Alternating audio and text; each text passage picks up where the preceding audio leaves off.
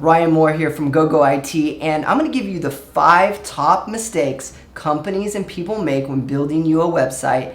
And we came across these 5 mistakes over and over and over because companies call us up or people call us up and say, hey, I want a website from you guys. We heard you guys were great. You worked with our friends and we would like to build it. And we keep seeing these 5 mistakes come up over and over when trying to revamp somebody else's website, which means they have to pay double the price or whatever to redo it, plus the time and stuff it takes. So doing it right the first time is really critical and key here. And let me give you the 5 mistakes that people make when building you a website.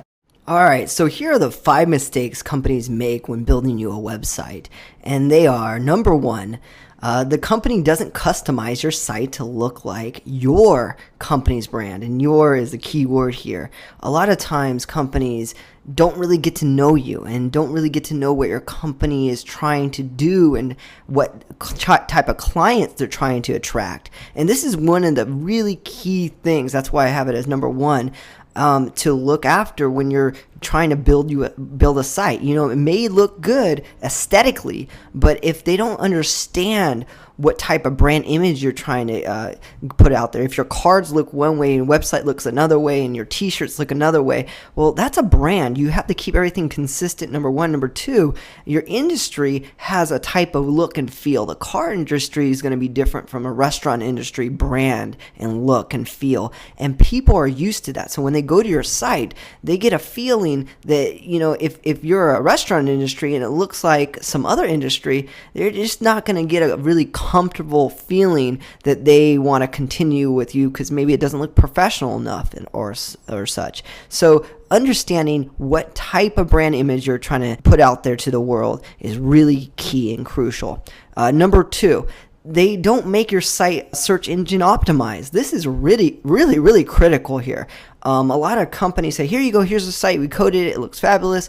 And then the client goes, wait a minute, I don't have my site on Google, and it's not optimized. So, people could be coming to my site and finding me easily and stuff, because for the most part, people are going to be Googling you or going to the search engines and trying to find you as opposed to typing in your domain name.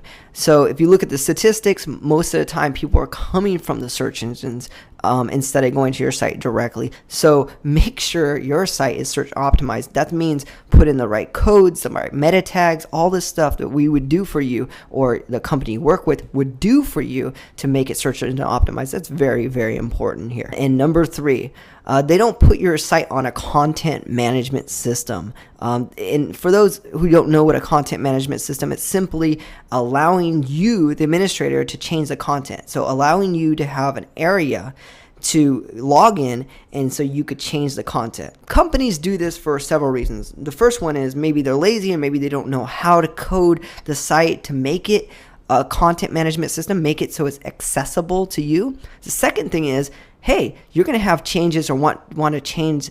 If you're growing, obviously, you're going to want to change stuff in your site, and the company may want to charge you more money to change that, so they don't want you to have access to change that yourself. Well, this is really, not good business. It's better to give the clients full access and give them directions and video tutorials and show them exactly how they could manipulate, change their phone numbers if they wanted to. Sometimes there's emergencies in the middle of the night and they need to do something really quickly, and we allow that access. So it's really good to allow your clients access. And of course, that doesn't mean that company goes away. That's another thing too that people are afraid of, that you get the site and then there's no support. You should always make sure you get that support, but at the same time, you should feel comfortable that you could change little things if you want to, whenever you want to. Number 4, they don't focus on the call to action. This is really important. When people come to your site, they should know what to call or click on, or they can type their email, or they want to purchase something, whatever it is. The call to action should be the focus on everything, all the user interface and design. It should really scream out to them and say, hey, click me. This is the next thing to do, and it should be very obvious. A lot of people have these sites and they're so ADD, I should say, and it's hard to find out where to click on and what to do, and they're just going back and forth. And if you look at the most effective sites in the world, for example, Google is obviously the most trafficked site and the most used site in the world, and I'm going to use them as an example, and they only have a logo and a search engine for the most part on their front page. And that really helps people not get distracted, and it helps funnel them to exactly what they should do. So take that in consideration, knowing where they should focus their call to action. What they should do next is a call to action, whether it's call this number, whether it's click this button, whether it's search here, whether it's buy now, whatever the call to action is. You should always focus that on each and every page that you have on your website. Number 5, they don't follow the 3-second rule.